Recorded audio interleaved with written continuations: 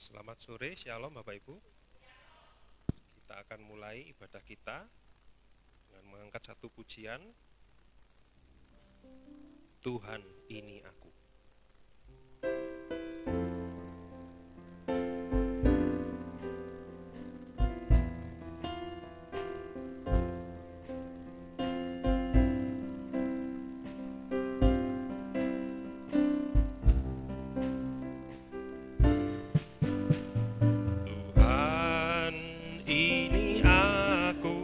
Jadikanlah ku alatmu untuk memberitakan Injilmu.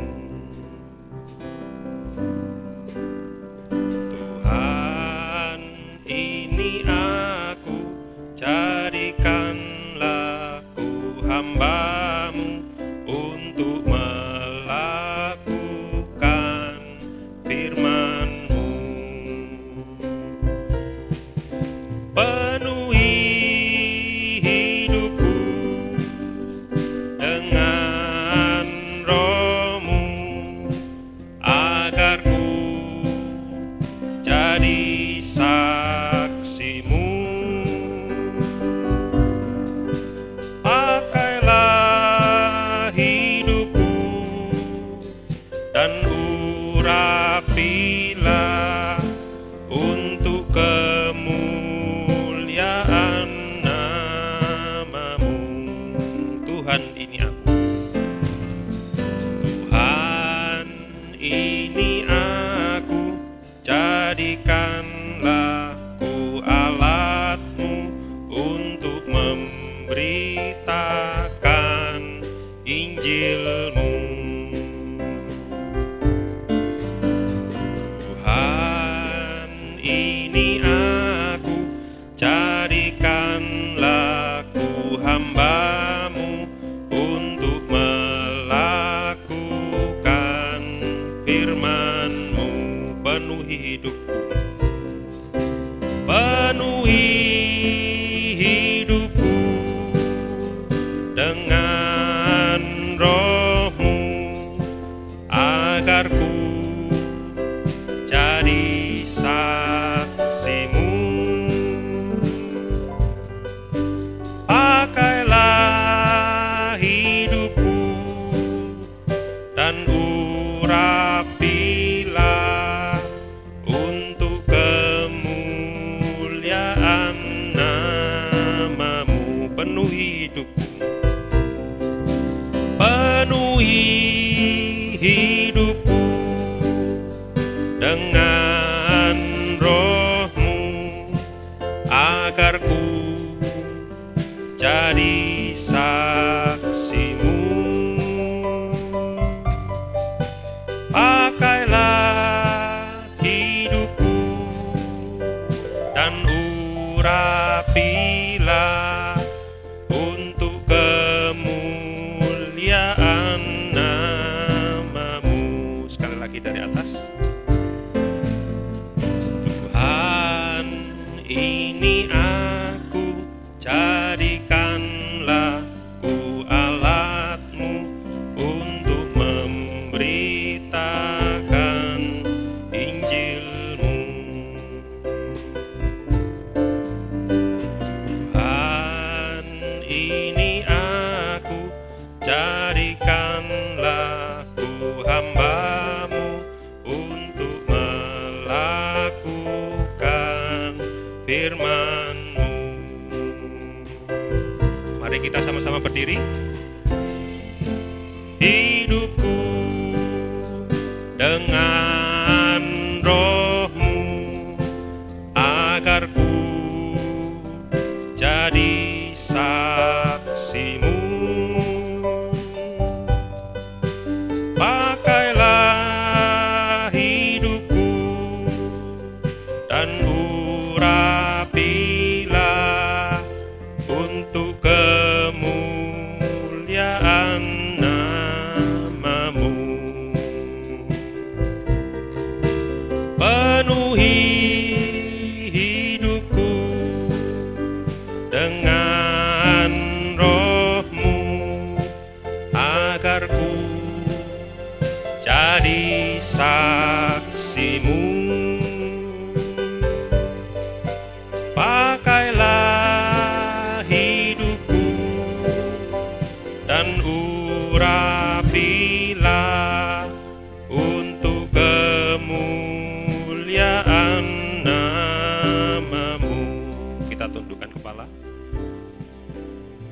Ya Tuhan, terima kasih. Engkau telah memberikan segala-galanya bagi kami. Engkau telah membeli kami dengan darah-Mu yang mahal. Sudah sepatutnya Tuhan bahwa kami menyerahkan diri kami untuk menjadi hamba-Mu, untuk melakukan firman-Mu. Dan itu pun tidak bisa kami lakukan sendiri Tuhan, tanpa penyertaan dari Allah Roh Kudus. Terima kasih Tuhan, terima kasih. Kau sudah mengumpulkan kami di sini. Kiranya Tuhan berhadirat di tempat ini, dalam ibadah ini. Kau memakai hamba-hamba-Mu, pelayan-pelayan-Mu, mulai dari awal sampai akhir, terutama nanti pemberitaan firman-Mu Tuhan. Kiranya Tuhan juga memberkati semua yang mendengarkan, baik yang di sini maupun melalui streaming.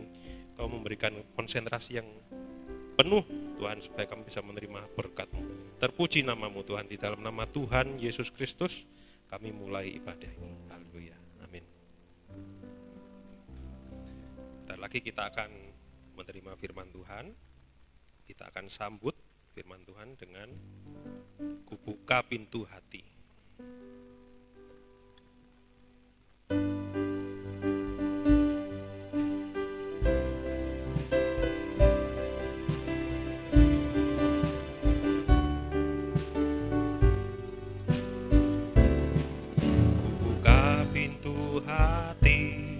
Bagimu Tuhan, ajarkanlah maksud-Mu dalam hidupku. Ku yakin dan ku percaya akan firman-Mu, terangi daku dengan sinar kasih-Mu. Ku buka pintu hati bagimu Tuhan, ajarkanlah maksud-Mu dalam hidupku.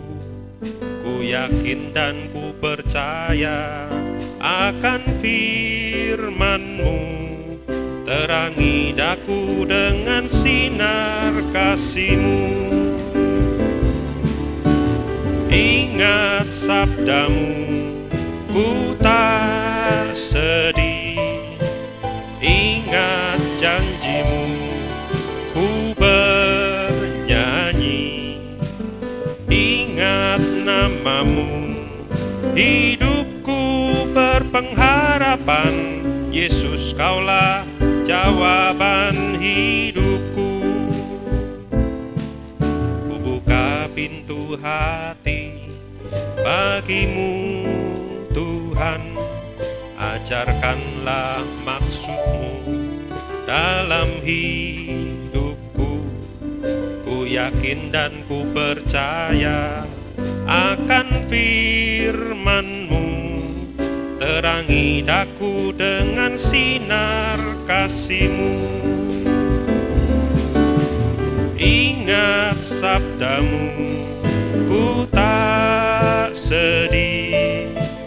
Ingat janji-Mu, ku bernyanyi.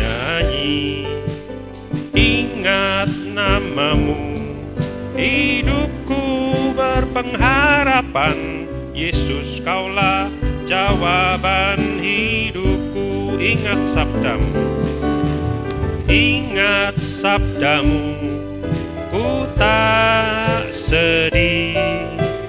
Ingat janji-Mu, ku bernyanyi.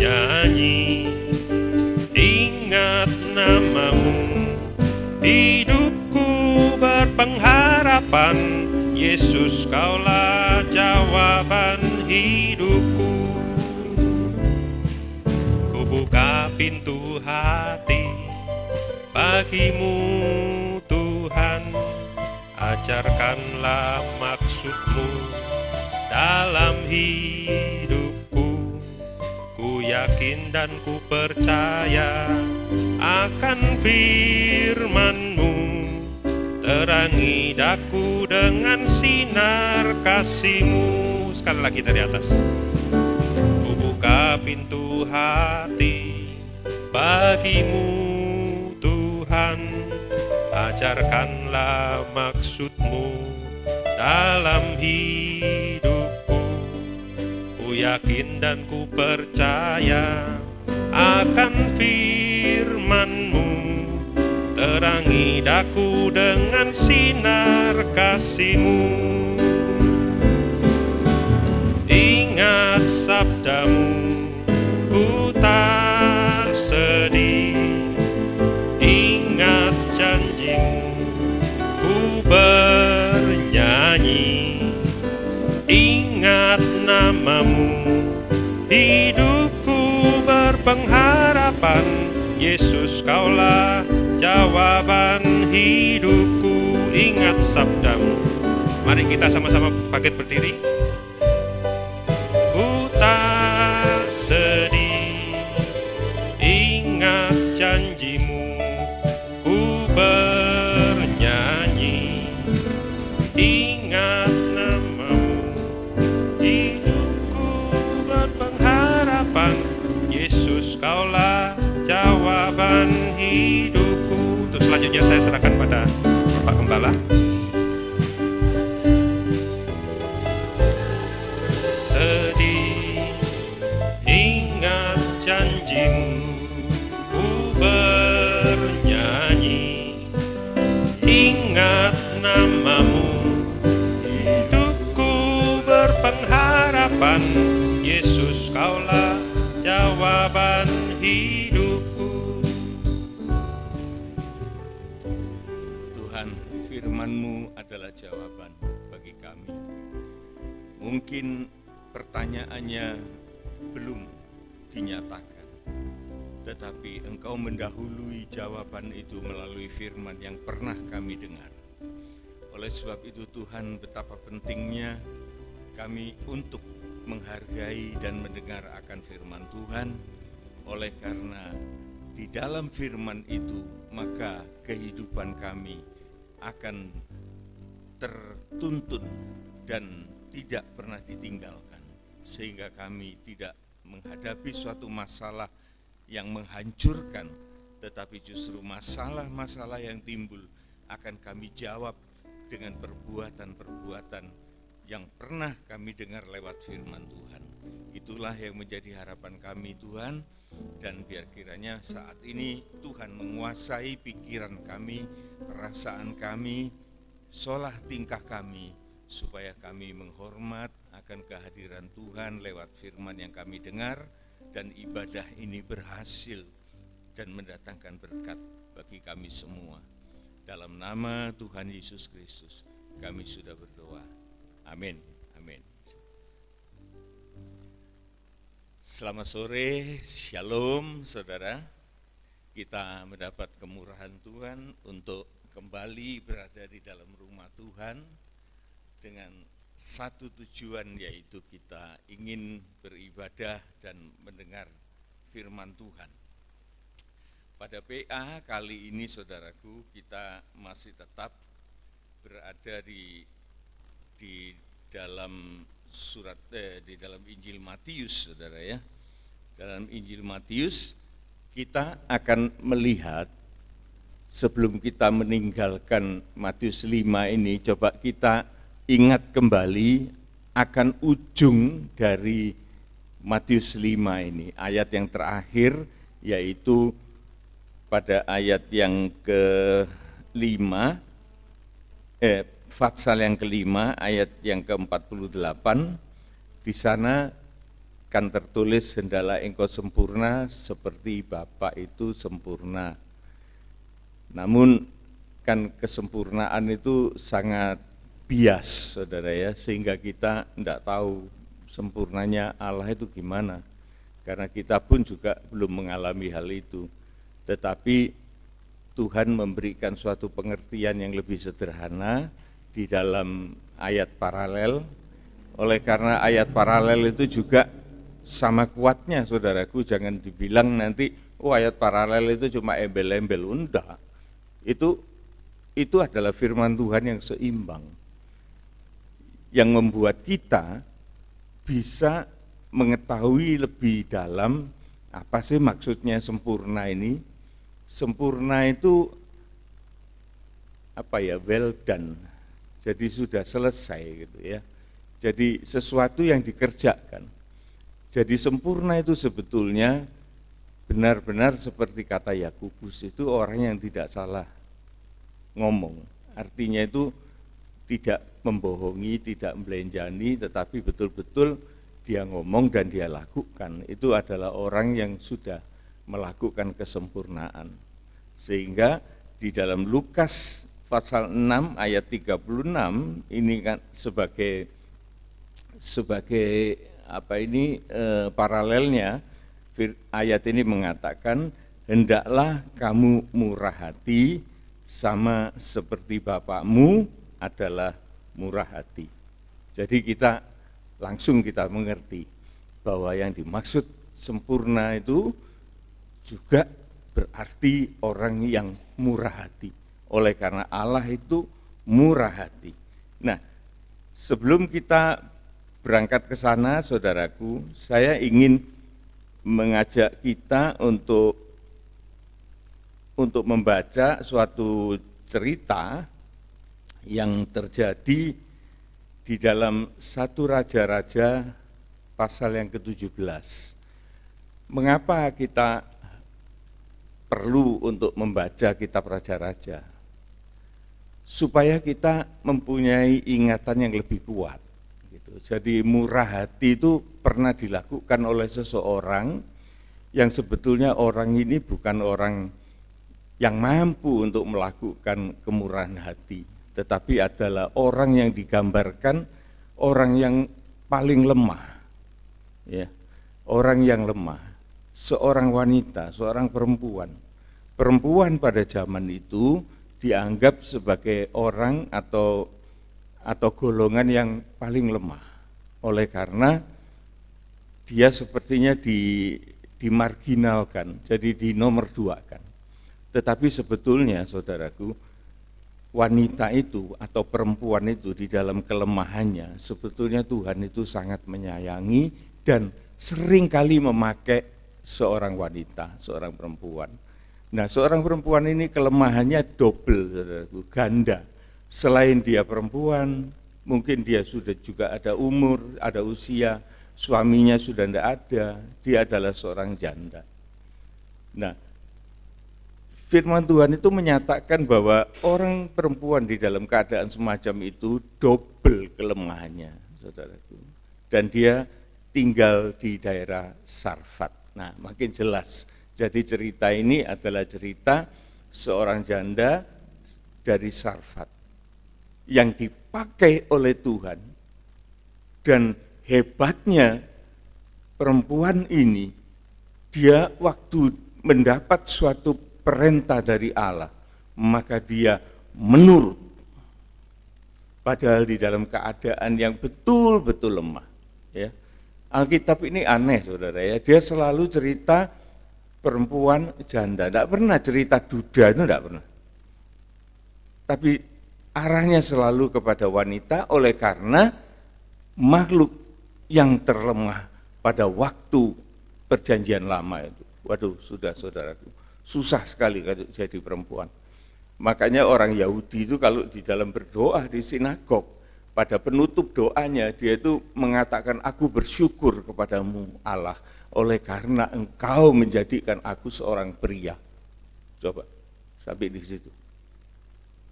Jadi betul-betul wanita itu dimarginalkan dan tidak dianggap.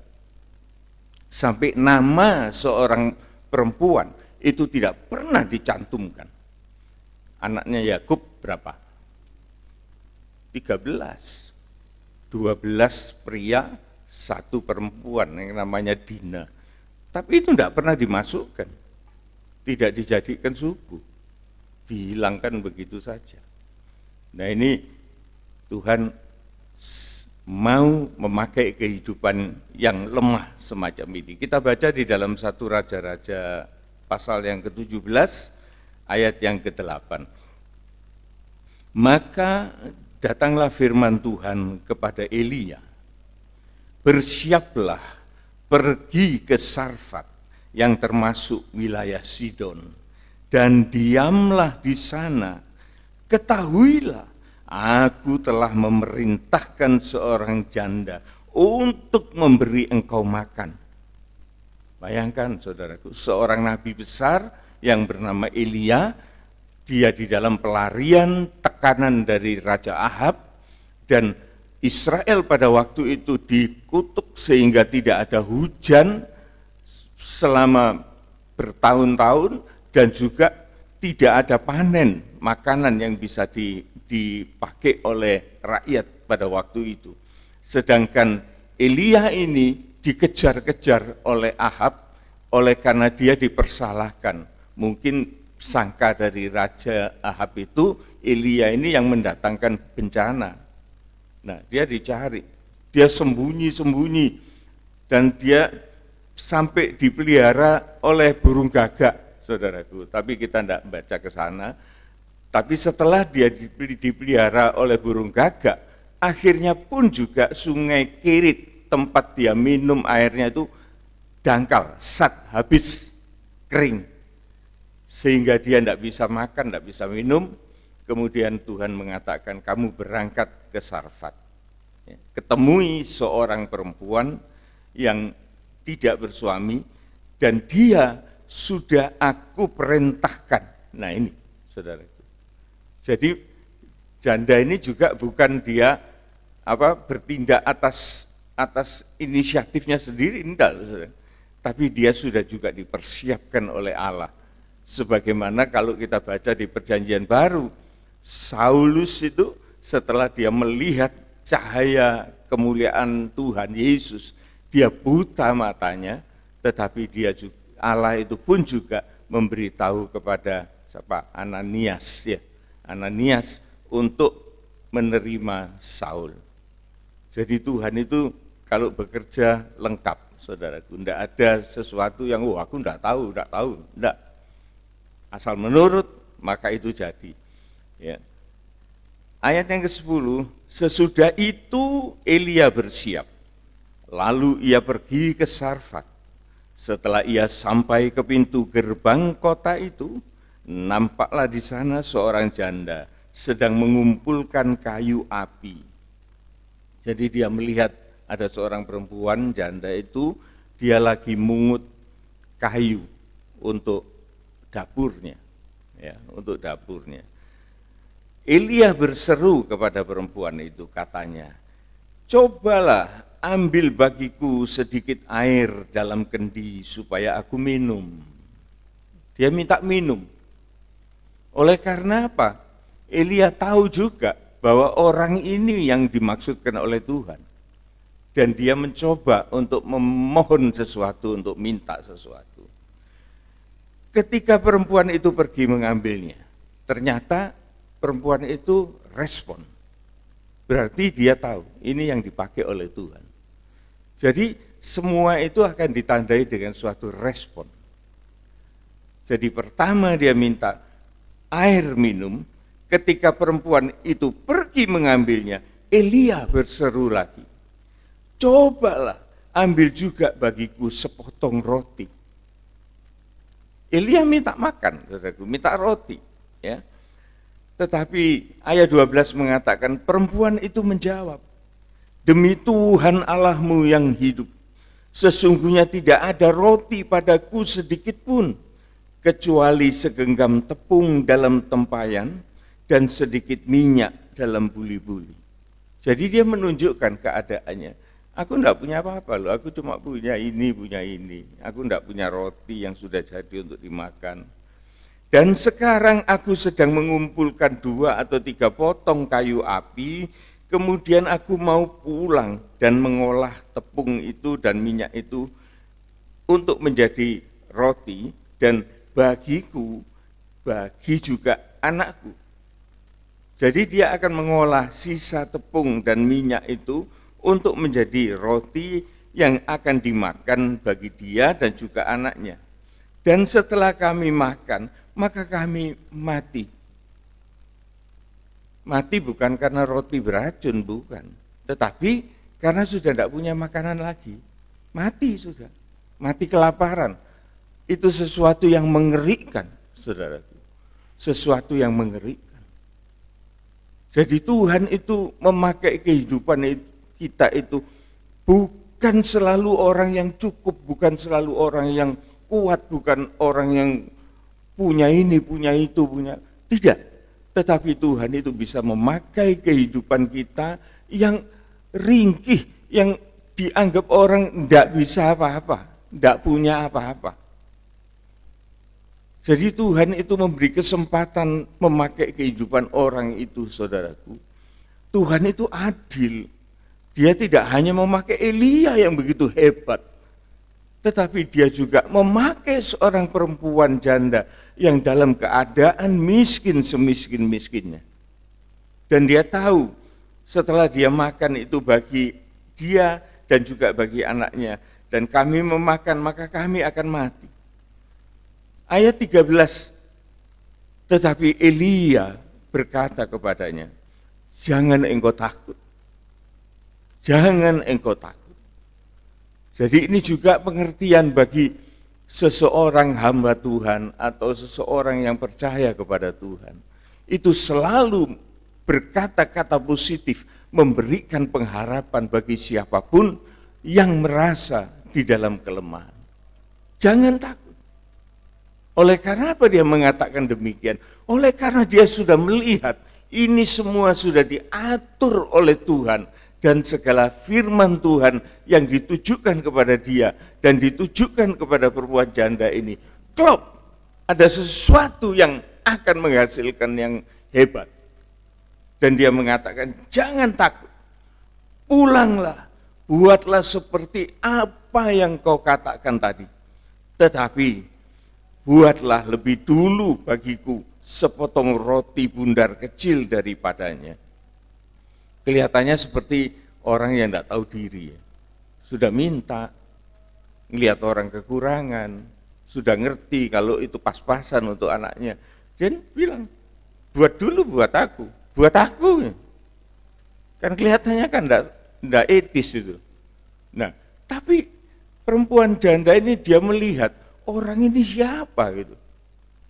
Dan dia diberi suatu keyakinan, kemampuan atas apa yang dia dengar dari Tuhan, perintah untuk melayani orang ini. Maka kejadiannya, Elia ini minta sepotong roti bundar kecil daripadanya, dan bawalah kepadaku. Kemudian barulah kamu membuat bagimu dan bagi anakmu. Ini lebih tidak etis lagi, saudaraku. Jadi kepada perempuan yang punya tepung itu, kamu makan karen-karen aja, aku dulu.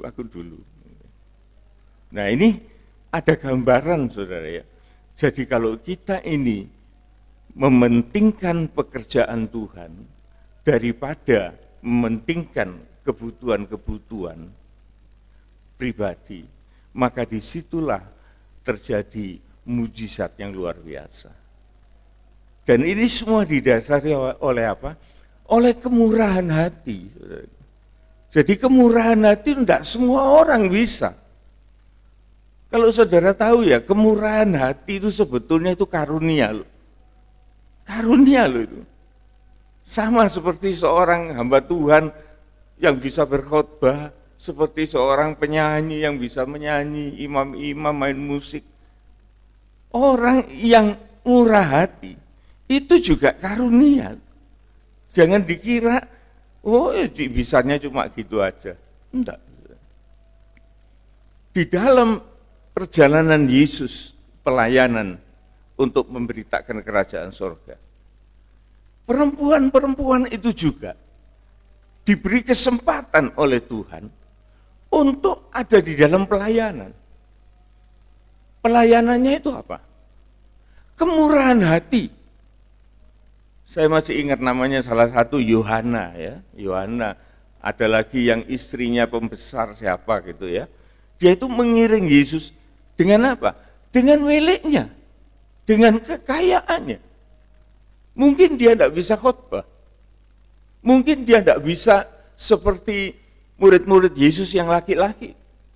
Tapi dia menopang itu dengan kemampuan yang Tuhan berikan, yaitu dengan apa yang dia punya, dengan kemurahan. Dengan kemurahannya. Nah, sekarang kita lihat apa yang terjadi pada waktu kemurahan itu dipraktekkan, maka di sanalah datang suatu mujizat yang luar biasa. Ya. Ayat 14. Sebab beginilah firman Tuhan Allah Israel, kata Elia. Tepung yang ada di dalam tempayan itu tidak akan habis. Wah, ini suatu berkat yang luar biasa, saudaraku. Ini suatu mujizat yang akan dilihat oleh perempuan itu. Tepung dalam tempayan itu tidak akan habis, dan minyak di dalam botol itu tidak akan berkurang sampai pada waktu Tuhan memberi hujan ke atas muka bumi ini. Jadi itu janji pemeliharaan Tuhan kepada orang yang menurut perintah Tuhan dan dia bergerak di dalam kemurahan. Tetapi kemurahan itu bukan atas dasar dia kaya atau dia punya, tetapi kemurahan itu dijalankan dengan dasar iman atas firman Tuhan. Ini beda, saudara. Jadi kita memang tidak bisa mengatakan kalau orang yang memang dikaruniai Tuhan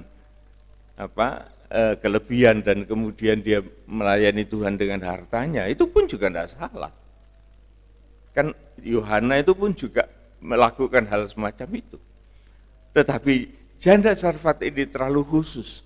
Saya baca-baca ini tadi saya mikir, wah hebat ya. Hebat. Jadi dia itu memberikan suatu pelayanan itu bukan karena dia sanggup, bukan dia punya atau apa segalanya. Tetapi dia percaya apa yang dikatakan, diutuskan oleh Tuhan kepada dia. Dan dia juga melihat seorang nabi Tuhan. Lalu pergilah perempuan itu dan berbuat seperti yang dikatakan Elia. Maka perempuan itu beserta anak perempuan itu, bukan anak perempuan ya sebetulnya, dia serta anak perempuan itu mendapat makan beberapa waktu lamanya. Ayat 16, tepung dalam tempayan itu tidak habis dan minyak di dalam buli-buli itu tidak berkurang, seperti firman Tuhan yang diucapkannya dengan perantaraan Elia. Nah, saudaraku, kita bisa melihat suatu cerita yang merangkum kehidupan seorang yang dipakai oleh Tuhan di dalam keadaan semacam itu. Dan mujizat itu terjadi, maka firman Tuhan itu terbukti.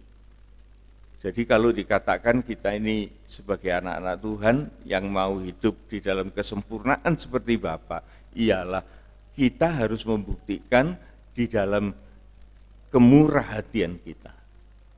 Dan murah hati itu, saudaraku, Tuhan itu adil, dia tidak akan menyuruh orang tanpa memberi. Ya, ini yang merupakan satu tanda bagi kehidupan orang yang dipakai oleh Tuhan. Nah, saya berharap cerita ini akan menguatkan apa yang selanjutnya kita dengar. Karena merupakan suatu cerita itu kan enak, saudara ya. Jadi tidak gampang terlupakan. Sekarang coba kita melihat di dalam Roma pasal yang ke-12. Roma pasal yang ke-12. Ayat yang pertama mengatakan demikian. Karena itu, saudara-saudara, demi kemurahan Allah, aku menasehatkan kamu supaya kamu mempersembahkan tubuhmu sebagai persembahan yang hidup.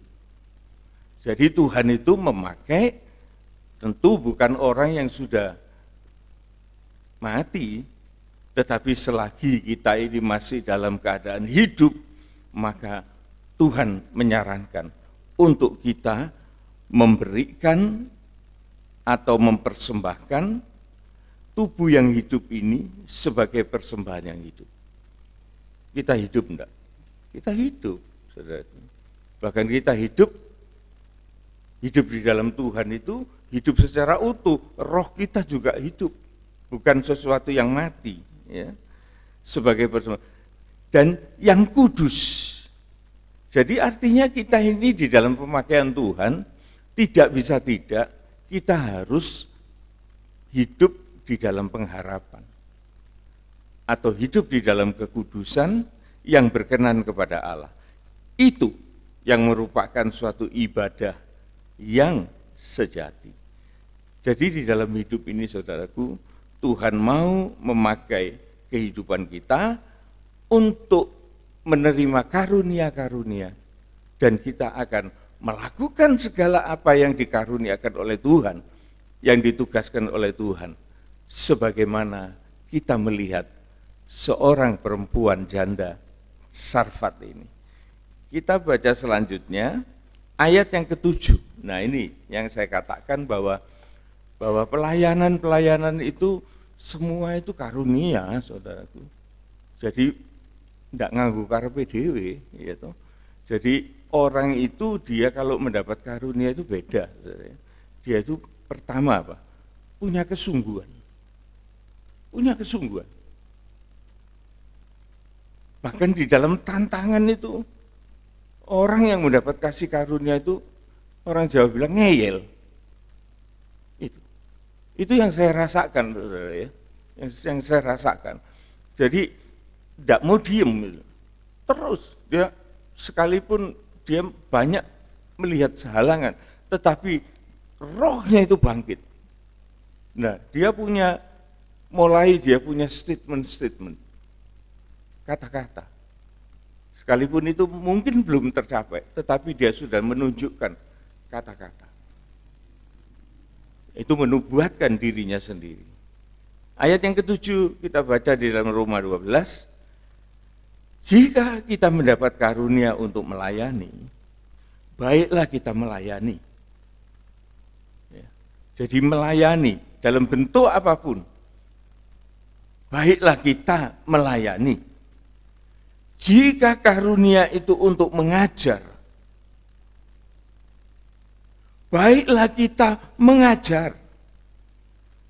Jadi banyak saudaraku karunia melayani. Melayani apa saja? Diakonia, atau kita melayani untuk sel group, untuk apa. Gereja harus punya aktivitas semacam itu. Harus ada pelayan-pelayan untuk melayani di dalam dan di luar gereja. Kalau kita diberi karunia mengajar, baiklah kita juga mengajar. Karena tidak semua orang bisa mengajar. Tetapi kalau diberikan karunia, maka sebagai guru itu kita bisa mengajar dengan lebih baik. Jika karunia itu untuk menasehati, konseling, itu pun kita harus menasehati. Siapa yang membagi-bagikan sesuatu? Nah, ini kemurahan hati. Itu karunia, saudaraku. Ternyata itu sejajar loh dengan orang-orang yang bernubuat, orang yang berkhotbah, orang yang melayani apapun yang kelihatannya remeh-temeh, orang yang nata kursi. Itu kan melayani. Mungkin orang bilang, oh ya kamu tidak bisa apa-apa. Lu jangan gitu, kalau tidak ada yang itu, pendetonya juga tidak sanggup untuk nata kursi. Tidak bisa. Jadi semua itu adalah karunia. Kalau siapa yang membagi-bagikan sesuatu, hendaklah ia melakukan dengan keikhlasan. Orang yang ikhlas itu, saudaraku, dia melakukan sesuatu dengan sukacita. Dan dia tidak ngomel. Dan dia tidak merasa kehilangan. Dia malah bersyukur. Maaf saudaraku, saya akan mengatakan yang mungkin kelihatannya kurang pantas. Tetapi ini sebagai gambaran. Kalau saudara di rumah makan kue tart yang bagus, minumnya, waduh minumnya, enggak tahu minum apa ya, pokoknya yang mahal, yang enak, makanannya roti tart yang bagus. Setelah saudara makan lenyap. Kemudian apa yang terjadi? Setelah dicerna, diserap, ampasnya dibuang. Saudara ikhlas enggak buang ampas? Enggak ikhlas. Seikhlas-ikhlasnya saudara, malah berterima kasih. Itu sebagai gambaran. Jadi tidak mungkin kita itu setelah kita buang kemudian mana tadi kue tartnya tadi ya, tidak mungkin. Mana itu sate yang saya makan tadi? Tidak ada, saudara. Tapi terbuang kan? Disertai apa? Ikhlas. Justru kalau tidak bisa dibuang kita yang pontang-panting, saudara. Tetapi bagi orang yang membagi-bagi sesuatu, hendaklah ia melakukan dengan hati yang ikhlas. Seperti gambaran tadi. Jadi selesai dengan itu. Kita tidak lagi mau istilahnya itu mau ngundat, mau apa. Tapi kita lepaskan itu. Siapa yang memberi pimpinan, hendaklah ia melakukan dengan rajin. Pimpinan ini bisa pimpinan kaum muda, bisa pimpinan sekolah minggu, bisa pimpinan paduan suara. Tuntutannya apa? Rajin. Rajin apa? Ya rajin ibadah. Bagaimana kita bisa memimpin kalau kita tidak ada komando? Karena di dalam ibadah ini, saudaraku, kita memperoleh komando dari firman Tuhan. Jadi kalau kita mau cepat bangkit, mau cepat dewasa, ya pertama-tama kita harus taat dulu seperti perempuan Sarfat itu. Tapi kalau kita tidak mau, ya tidak apa-apa, ya kita tunggu. Tapi saya khawatir, karena waktu manusia itu limit. Kita tidak tahu loh. Limit. Dan itu merupakan rahasia Tuhan, yang mana kita hidup di dalam ketidaktahuan. Tuhan sengaja untuk supaya kita tidak tahu. Kalau kita tahu, wah malah nggak karuan. Tapi sengaja Tuhan tidak memberitahu supaya manusia itu ada rasa takut di dalam hidupnya. Supaya manusia itu ada rasa pengharapan, kedisiplinan dalam hidupnya. Jadi jelas dikatakan siapa yang memberi pimpinan. Wah ini termasuk saya juga. Hendaklah ia melakukannya dengan rajin. Saudara, saya mau ngomong ya, saya sendiri sebetulnya banyak ditegur oleh Tuhan. Karena saya menganggap bahwa diri saya ini kurang rajin. Tetapi saudara, supaya kita tahu bersama, sebetulnya bukan soal rajin tidak rajin. Tetapi saya ini punya suatu tujuan bahwa gereja ini harus dipersiapkan. Dan orang yang mau untuk dipersiapkan dan mempersiapkan dirinya, itu dibukakan kesempatan untuk istilahnya di dalam sekolah teologi itu, dia punya jam terbang. Nah kalau enggak punya jam terbang, enggak bisa. Enggak bisa.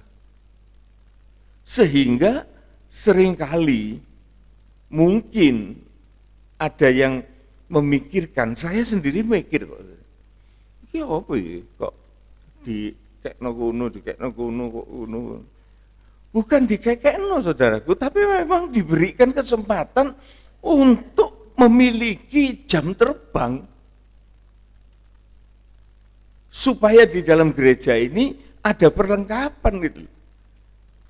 Ada perlengkapan 5, katanya Pak Hari, kalau 1 enggak sempurna. Dulu zaman Golkar itu waktu pemilu itu nomor 5. Nek gak 5 keting. Ya, keting kurang 1. 5 ini saudaraku dipersiapkan di dalam gereja. Ada rasul. Rasul itu jempol yang menekankan pengajaran-pengajaran yang Tuhan berikan. Ada nabi, nabi ini telunjuk, bisa nunjuk salahnya orang seperti Yohanes Pembaptis yang akhirnya kepalanya dipenggal oleh Herodes. Saudara masih ingat kan? Waktu Yohanes Pembaptis itu negor Herodes karena mengambil iparnya sendiri untuk menjadi istrinya. Maka Yohanes tampil sebagai seorang nabi, dia menegur, tidak pantas engkau raja untuk mengambil istri dari saudaramu. Tapi Herodes marah, saudara. Sehingga Yohanes dimasukkan penjara. Perempuan yang diambil juga, dia itu serong, saudaraku. Dia itu memang seneng sama Herodes. Suaminya ditinggal. Oleh sebab itu, begitu ada kesempatan, maka permintaan dari perempuan ini, waktu anaknya Salome itu ditawari minta apa, dan Salome ini pergi ke ibunya itu bilang minta kepalanya Yohanes Pembaptis. Mati, saudara, nabi ini. Jadi nabi ini dia berani nunjuk salahnya orang, bisa juga menunjukkan masa depan kita. Nah, ini nabi. 3, ada penginjil. Penginjil ini memanggil orang-orang yang belum mengenal Tuhan. Gereja ini harus punya, saudaraku, yang kayak gituan itu. Dan kemudian ada gembala. Gembala ini yang setiap kali harus hadir. Tetapi saya mengatakan saya tidak mau one man show. Harus ada orang-orang yang mendampingi supaya mereka itu pun juga mendapat kesempatan untuk dipersiapkan. Kan tadi saya ngomong, orang tidak tentu, saudaraku. Ya. Jangan sampai berlanjut tanpa persediaan, waduh kedodoran. Ya, contoh soal misalnya loh ya. Ya karena usia, bisa saja saya itu mendadak pikun, bisa kan? Masa saya mau jadi pendeta pikun di sini? Yang rugi itu jemaat loh, saudaraku. Dan saya kalau memaksakan diri dalam keadaan tidak sehat, saya salah. Tidak mau saya. Harus ada orang yang bisa menyanggah itu. Dan ibadah ini berjalan dengan baik. Jangan sampai sudah pikun kemudian mau khotbah. Lah mau khotbah apa? Kan kasihan jemaat. Mungkin bagi pendetonya menunjukkan bahwa ini loh, eksistensinya kuat. Bukan itu. Bukan itu. Apa yang kayak gitu maunya? Kan enggak. Nah ini saudara ya. Jadi yang memberi pimpinan itu hendaklah ia melakukan dengan rajin. Rajin di sini ialah bukan hanya rajin di dalam pelayanan-pelayanan itu, tetapi juga memikirkan masa depan kita bersama. Harus ada, dimulai dari sekarang. Nah, kemudian siapa yang menunjukkan kemurahan? Lah ini. Jadi kemurahan itu hendaklah ia melakukannya dengan sukacita. Jadi saudaraku, firman Tuhan ini membawa kita mengenal bagaimana segala apa kebaikan yang bisa kita kerjakan di dalam rumah Tuhan. Itu merupakan satu karunia, bukan sembarangan. Ya. Sekarang kita akan masuk di dalam Matius pasal yang ke-6, ayat yang pertama. Ternyata, saudaraku, setelah kita meninggalkan Matius 5, kita masuk kepada Matius 6. Di Matius 6 ini berbicara banyak tentang kemurahan. Tentang kemurahan. Kita lihat dari ayat yang pertama Matius 6 ini. Ingatlah, Jangan kamu melakukan kewajiban agamamu di hadapan orang supaya dilihat mereka. Karena jika demikian, kamu tidak beroleh upah atau reward dari Bapakmu yang di sorga. Ini sudah dimulai dengan satu peringatan, saudara. Salah satu kewajiban dari kita orang-orang percaya, dikatakan di sini orang yang beragama. Sebetulnya agama itu sih tidak terlalu berpengaruh, saudara. Agama itu apa sih? Ya, pernah saya katakan agama itu ageman. Jadi pakaian, mau saudara pakai cara gini, cara gitu, ya terserah. Bisa usang, bisa, agama itu bisa usang, mau seni ya.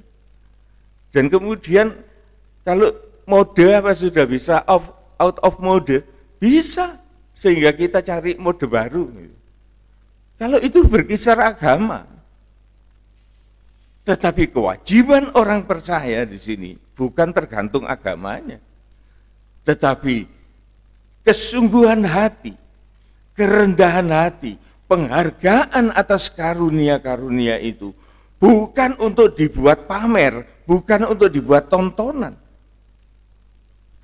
Kalau hanya itu pamrih kita, ya mungkin kita dikagumi orang itu aja. Setelah itu tidak ada apa-apa.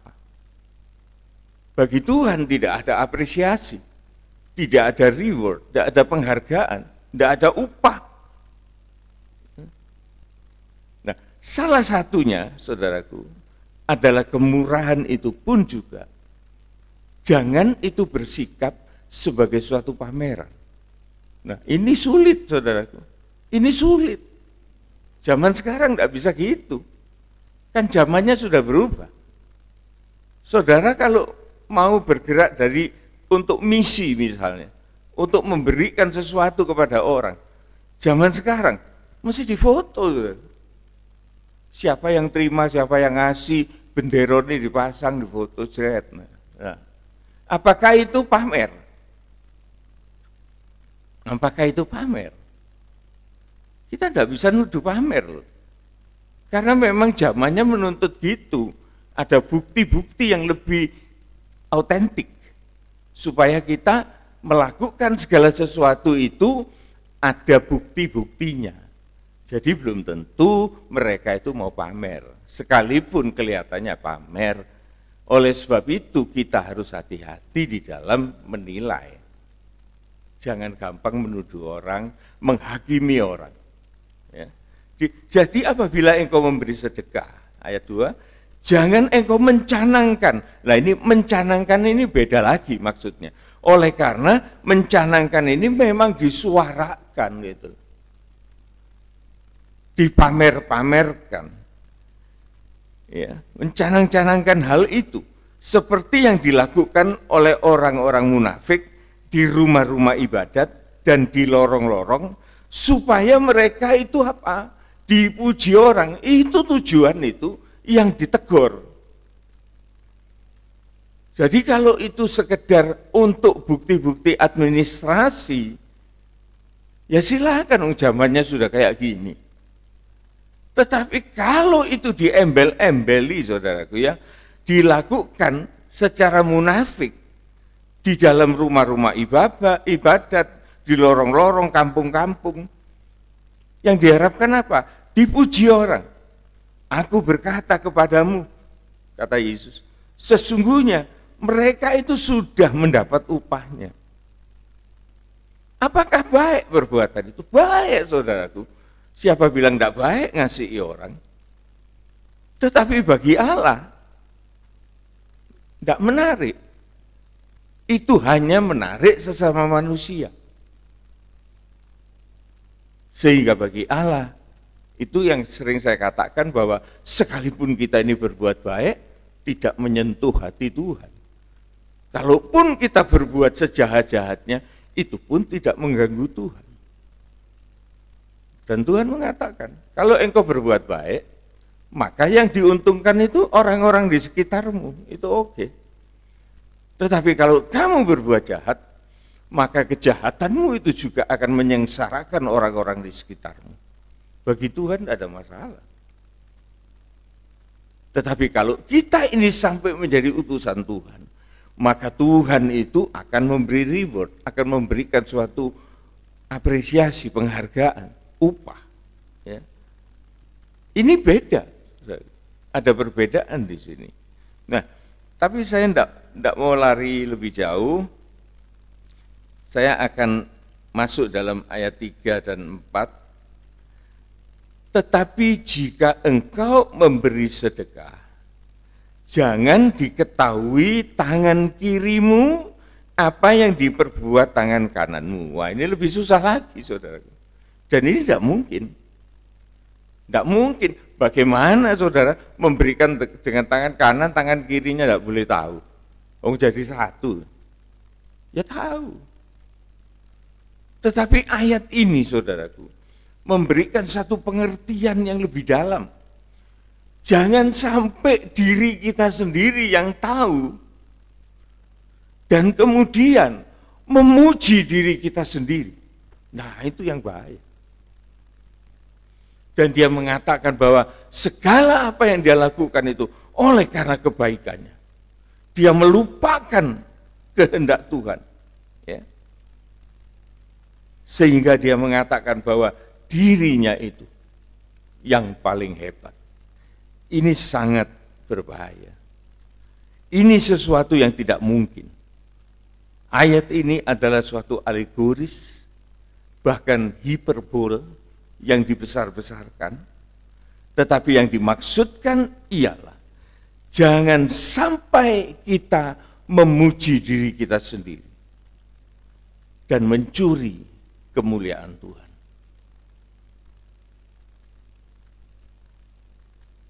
Di dalam 1 Korintus 4 ayat yang ke-7 dikatakan, ingat bahwa segala apa yang engkau peroleh itu semuanya dari Tuhan, bukan dari dirimu sendiri, tapi itu semua dari Tuhan. Bisa ditayangkan 1 Korintus 4 ayat yang ke-7. Ya, betul ya. Sebab siapakah yang menganggap engkau itu begitu penting? Dan apa yang engkau punyai yang tidak engkau terima? Dan jika engkau memang menerimanya itu dari Tuhan, mengapa engkau memegahkan diri seolah-olah engkau menyangkal pemberian Tuhan?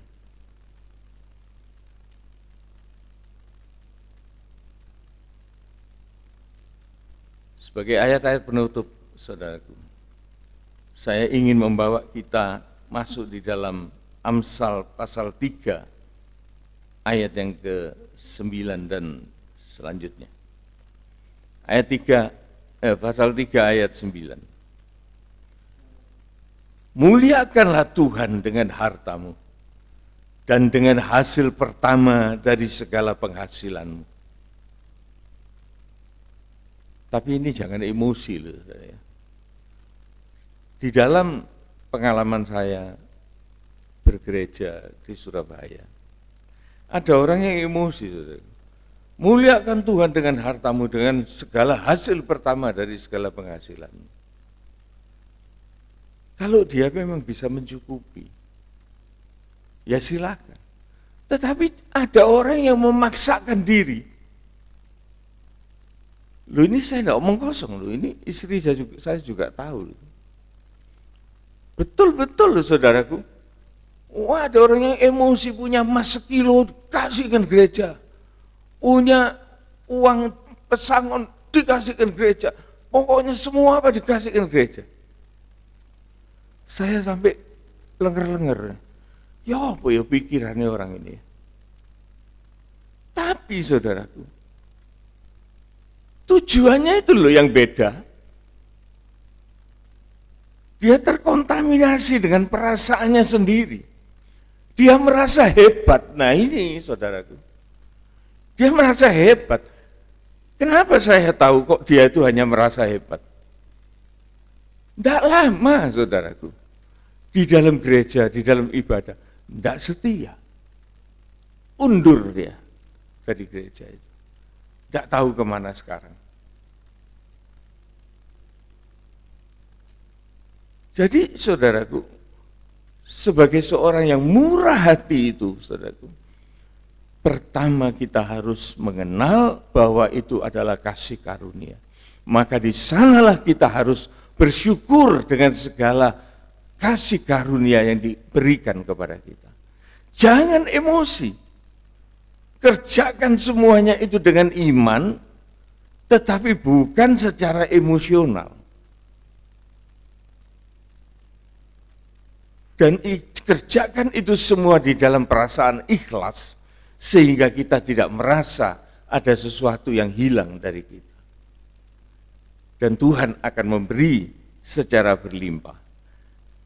Ayat yang ke-10 dari Amsal ini, Amsal 3 mengatakan, maka lumbung-lumbungmu akan diisi penuh sampai melimpah-limpah, dan bejana pemerahanmu akan meluap dengan air buah anggurnya.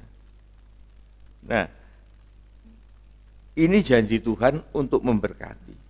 Nah, yang harus kita lebih hati-hati lagi, saudaraku, Amsal 3 ayat 27, ini betul-betul kita harus memperhatikan. Jangan kita mencuri kemuliaan Allah. Ya. Jangan engkau menahan kebaikan dari orang-orang yang punya hak untuk menerima. Waduh, ini antitesis ini saudaraku dari orang yang hatinya itu murah hati, tetapi sekarang orang yang seharusnya murah hati malah dia menyalahgunakan berkat itu.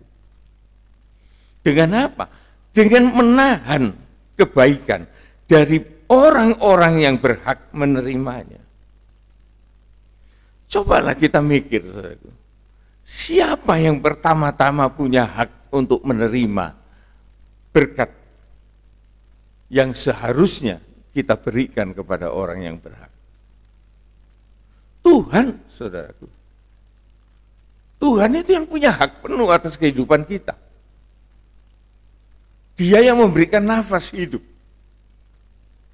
Dia yang memberkati kita loh.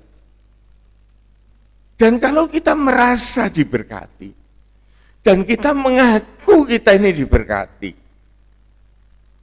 bagaimana perasaan kita terhadap Sang Pemberkat yang memiliki hak atas kehidupan kita? Itu aja. Kita enggak usah ngomong perpuluhan apa nanti takut ini takut apa belalang pelahap apa segala.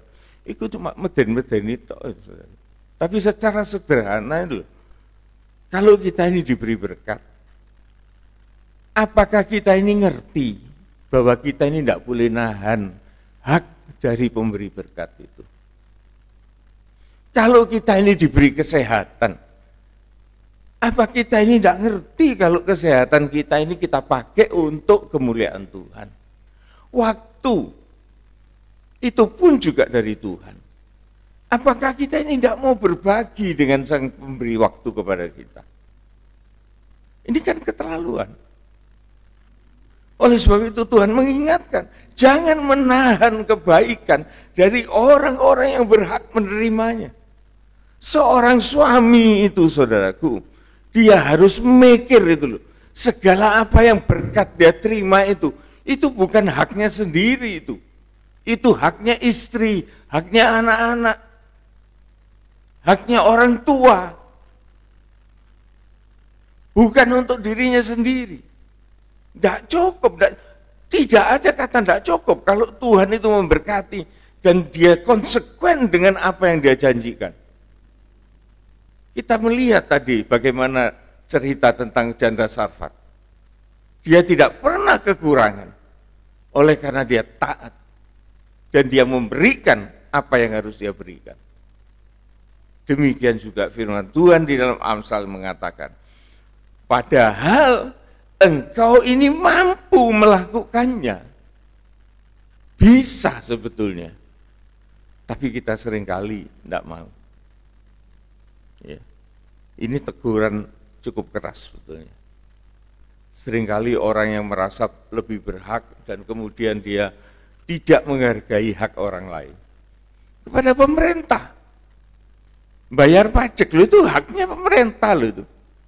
Kalau kita ini tidak ada pemerintah, saudaraku, tidak ada tentara, tidak ada polisi, tidak ada hakim, tidak ada jaksa. Mau jadi apa negara ini? Itu kan dibayar itu. Yang bayar itu masuk Pak Jokowi. Yang bayar itu kita. Kita ngumpulin pajak. Juga pemerintah itu mengut pajak itu tidak ngawur, bukan pemungut cukai. Oleh karena jikalau kita punya pemerintah yang nagih. Kalau kita tidak punya, pemerintah tidak nagih.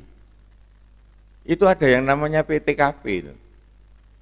Jadi penghasilan tidak kena pajak. Jadi pemerintah itu tahu bayaranmu sakmene pasti gak iso bayar pajak, wis gratis. Tapi kalau orang itu dinilai dia cukup untuk bayar pajak, maka pemerintah minta itu. Dan uang pajak itu dipakai untuk kemaslahatan dari negara ini. Lah bayangkan kalau tidak ada polisi, saudara. Kita mau kerja apa? Ayo coba kita mau tanya, kita mau kerja apa kalau tidak ada polisi? Kita kerja diganggu preman. Kita punya uang, kita bawa di jalan, dicegat rampok. Kenapa kita kok bisa aman dari rumah datang ke sini, bawa mobil parkir di sana, tidak diganggu orang? Karena ada polisi, ada hukum. Kenapa negara kita ini kok tidak dibom sama luar negeri? Lu ada tentara, soalnya ada TNI. Kalau enggak, saudaraku, habis kita ini. Mau jadi apa? Nah, oleh sebab itu kita ini sebagai umat Tuhan, sebagai orang yang bisa mikir, maka kita ini harus tetap ada murah hati. Jadi tahu kewajiban kita ini untuk apa. Oleh karena itu bukan dari diri kita sendiri, itu karunia. Dan kalau itu menjadi karunia, Tuhan itu konsekuen, konsisten, dia akan melengkapi supaya kita dapat melakukan itu dengan baik. Dan kemudian terserah kita untuk kita mau berbagi, terutama kepada mereka yang punya hak, dan Tuhan berikan kemampuan itu kepada kita. Ya. Ayat 28 dari Amsal 3 ini mengatakan, jangan engkau berkata kepadamu, pergi dan kembalilah besok, baru akan kuberi. Sedangkan yang diminta itu ada padamu. Nah, itu mempermainkan haknya orang itu. Tidak boleh. Kalau kita memangnya seorang yang murah hati, maka kita pun juga bisa menghargai kebutuhan orang. Kebutuhan orang. Maka Tuhan pun akan memberkati kita. Ada pengalaman, saudaraku, dalam kehidupan saya secara subjektif ya, jadi tidak semua kayak gitu, tapi subjektif. Saya dulu seorang pengusaha, tentunya banyak utang, saudaraku ya. Utangnya bukan utang uang, tidak boleh. Saya utang itu barang. Dari toko-toko itu saya utang spare part itu, karena saya misalnya punya satu proyek. Saya tidak bisa nangani proyek ini karena tidak punya modal. Modal saya adalah nama baik. Saya pergi ke toko-toko itu, saya ambil barang, ya toko itu seneng aja kasih. Kalau tokonya itu tidak ada, dia kasih referensi, suruh ngambil sendiri di Jakarta. Ke pusatnya, ya saya berangkat ke sana, saya ambil barang. Harganya mahal-mahal, saudaraku, itu punyanya mesin-mesin presisi made in Jerman, mahal. Dan itu biasanya saya dikasih dispensasi pembayaran itu 1 bulan, ada yang 2 bulan, atau perjanjian, tergantung. Kalau sudah pembayaran baru saya mau bayar. Toko itu sangat baik, saudaraku. Semua kalau saya datang itu semua tertawa, seneng gitu, karena barangnya laku. Nah, kadang-kadang toko itu ngirim orang untuk nagih. Saya lihat notanya, loh, belum jatuh tempo, kamu tagih gimana? Lah, yang nagih itu bilang, iya Pak, toko ini sepi, butuh duit tunai.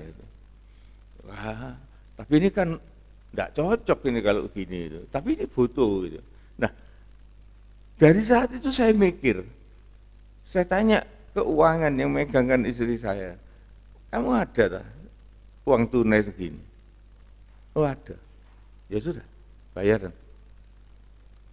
Jadi ada suatu belas kasihan kepada orang lain gitu loh. Jadi kalau ada orang butuh tuh, padahal kita ini mampu untuk memberi, untuk membayar. Jangan kita mengatakan mulai durung wayahe. Enggak, saudaraku. Saya tetap berusaha begitu. Jadi kalau ada tagihan, sekalipun itu belum jatuh tempo, dan saya bisa membayar, kenapa sih enggak saya lunasi kan itu? Sehingga akhirnya saudaraku, hubungan kita dengan relasi-relasi itu semakin akrab, semakin dipercaya dan lain sebagainya. Apapun yang saya minta dari toko itu, biarpun mahal barang itu, kasih aja. Disuruh bawa. Saya bilang ini belum tentu laku ya, sudah bawa aja dulu bawa. Sampai segitunya. Dan itu kan juga merupakan berkat Tuhan.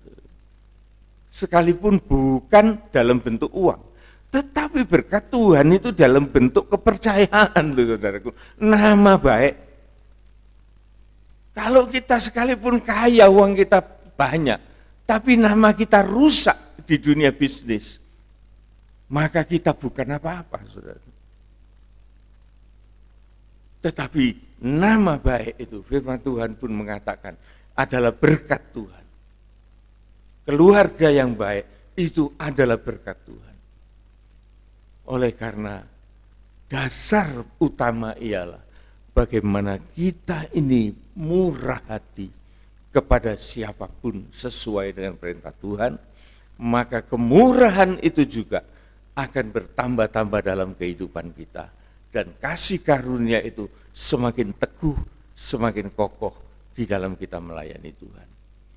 Dan di dalam segala kesuksesan itu, kita itu ingat, bukan untuk pamer, bukan untuk sombong, bukan untuk ugal-ugalan, tetapi kita kembalikan kemuliaan itu bagi Tuhan.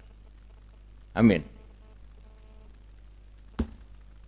Kita akan mempersiapkan nyanyian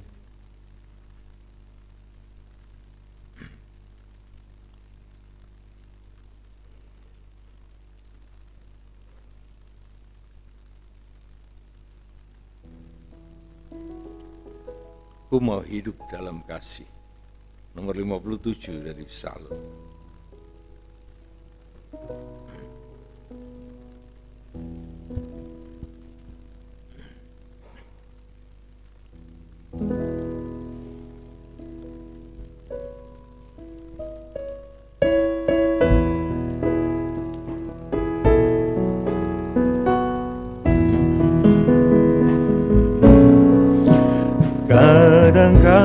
Kadang-kadang ku rasa pedih di hati ketika ku memberi sambil mengasihi, namun ini menurut firman yang suci, memberi dengan kasih ilahi. Dua, ya tunjukkan jalan menuju kehidupan yang hanya dicadang dan jalan kematian. Dia mengasihi dengan berkorban jiwa yang ditanggung atas Golgota. Bait dua. Ya tunjukkan jalan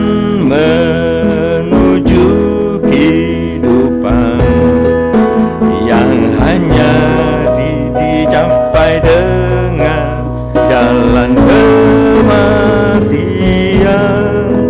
Dia mengasihi dengan berkorban jiwa yang ditanggung atas Golgota. Refrain. Ku mau memberi hingga tiada yang ku beri, dan mengasihi hingga tiada kasih lagi. Ku mau hidup seperti kehendak Tuhan, mengasihi tanpa kesudahan. Refrain. Mau memberi hingga tiada yang ku beri, dan mengasihi hingga tiada kasih lagi. Ku mau hidup seperti kehendak Tuhan, mengasihi tanpa kesudahan. Kita bangkit berdiri. Ku mau memberi hingga tiada yang ku beri, dan mengasihi hingga tiada kasih lagi. Ku mau hidup seperti kehendak Tuhan, mengasihi tanpa kesudahan. Refrain. Mau memberi hingga tiada yang ku beri, dan mengasihi hingga tiada kasih lagi.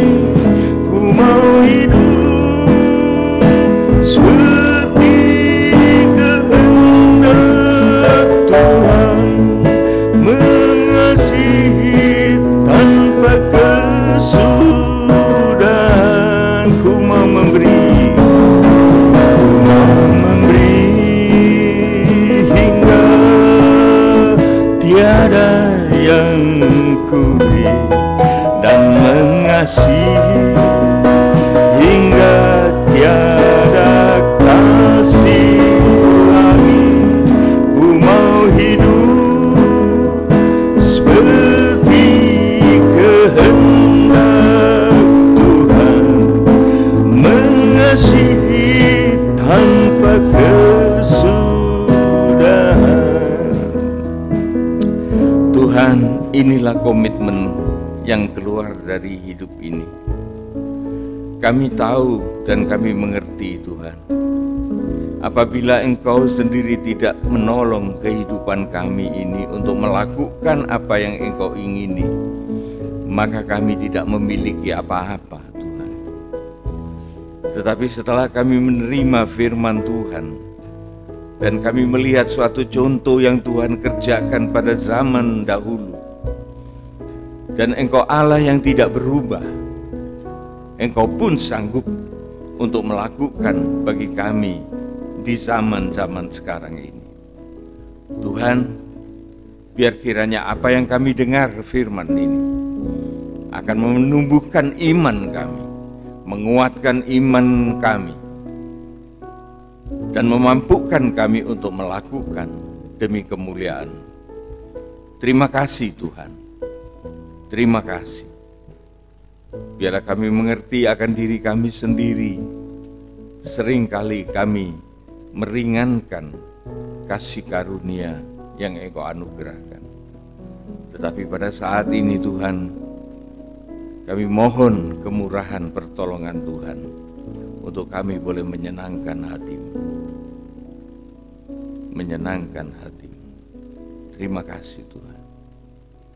Saudara-saudaraku yang dikasihi oleh Tuhan Yesus Kristus, sekarang terimalah segala berkat anugerah, kasih karunia, kasih setia, kasih sayang, damai sejahtera, sukacita surgawi, disertakan dengan keselamatan yang kekal, akan diberkatkan kepada kita semua, mulai dari hari ini, saat ini, sampai Maranatha Tuhan Yesus datang kembali. Pulanglah beserta dengan segala berkat ini, dan juga disertakan dengan berkat-berkat jasmania, untuk kita boleh dipersiapkan oleh Tuhan, juga menjadi berkat bagi sesama. Dalam nama Tuhan Yesus Kristus, kami sudah berdoa. Amin, amin, amin. Tuhan berkati.